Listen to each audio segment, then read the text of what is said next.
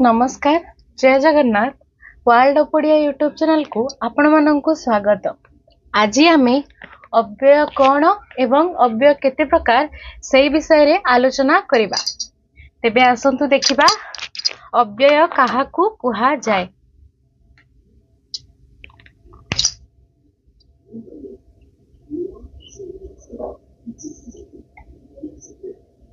आजिर आलोचनार विषय हेउची अव्यय।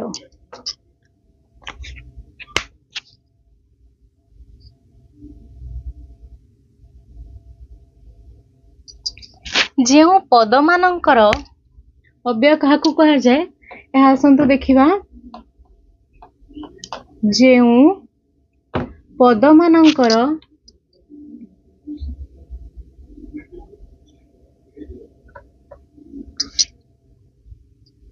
लिंग वचन और विभक्ति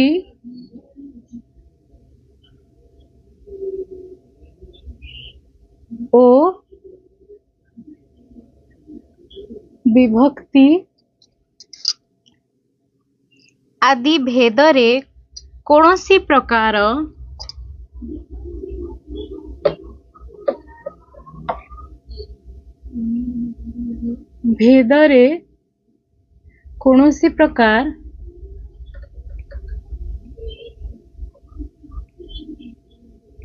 व्यय बा परिवर्तन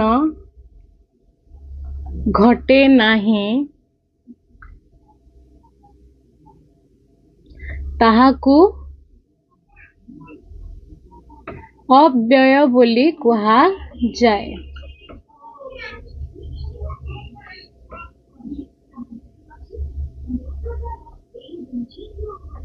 तेबे एठारे जेहेतु अव्यय बोली शब्दटी अच्छी मुठारे व्यय शब्दर प्रयोग कली तेणु आपण माने एठारे सठिक बुझी पारुथबे। जेउ पद मानकर लिंग वचन और विभक्ति आदि भेदरे कौनसी प्रकार व्यय बा परिवर्तन घटे नाही यह अपरिवर्तनीय अटे ताहाकू अव्यय कुहा जाए। जहार व्यय घटे नाही से हेउची अव्यय। एही अव्ययर रूप सबुबले समान होई थाए।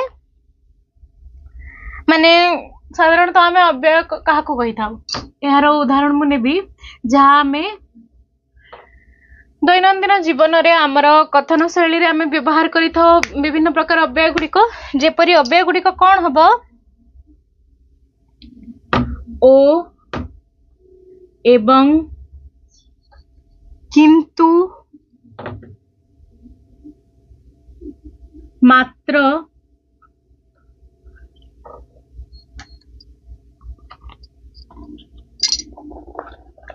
तथापि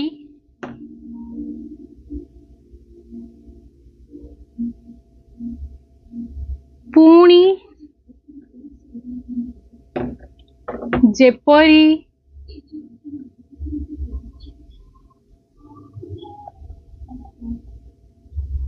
बारंबार इत्यादि आहुरी केते गुड़िए अनेक शब्द रही सब गुड़िक लिखा संभव नुहे। तेणु आमर दैनंदिन जीवन रे आमे ओ एवं किंतु मात्र तथापि पुणी जेपरी बारंबार इत्यादि यही सब शब्द गुड़िक व्यवहार करिथाओ जेउ गुड़िक हेउची अव्यय। तेबे एठारे मु गोटे उदाहरण साहाय्य रे एही जो आमे पढ़िले एही जो अव्यय शब्द गुड़िक एक उदाहरण माध्यम रे मु आपनकु बतेबी। उदाहरण हला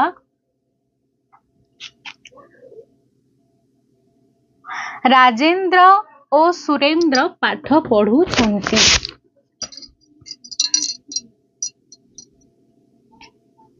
राजेंद्र और सुरेंद्र पाठ पढ़ुछंती। एठारे अव्यय पदटी कोउटी आपण माने समस्ते निर्द्वंद भाव रे देखि पारुथिबे। ओ हेउची एठारे अव्यय मु एठारे आपण माननकु प्रथमरु कहितिली ओ एवं किंतु मात्र तथापि पुणी जेपरी बारंबार इत्यादि सबु कौन अव्यय पद गुड़िक अटे। तेबे एही पद गुड़िकर मु आपनकु उदाहरण रे देली ओ राजेंद्र और सुरेंद्र पाठ पढ़ुचंती। तेबे एठारे व्यवहृत अव्यय पदटी होची ओ। सेही परि भाबरे आउ गोटे उदाहरण मु आपनकु देबी।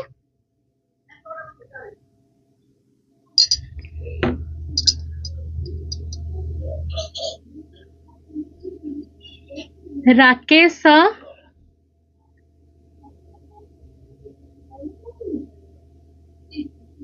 भल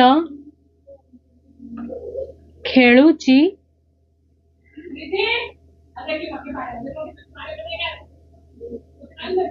किंतु पढ़ू नाही। एठारे आपण माने समस्ते जानी परिबे अव्यय पदटी कोठी। एठारे किंतु हेउची अव्यय पद कौन ना राकेश भल खेलुची किंतु पढ़ू नाही। राकेश खेल रे अति निपुण किंतु पढ़ारे नुहे एही स्थल रे किंतु प्रयोग करा जाइछि।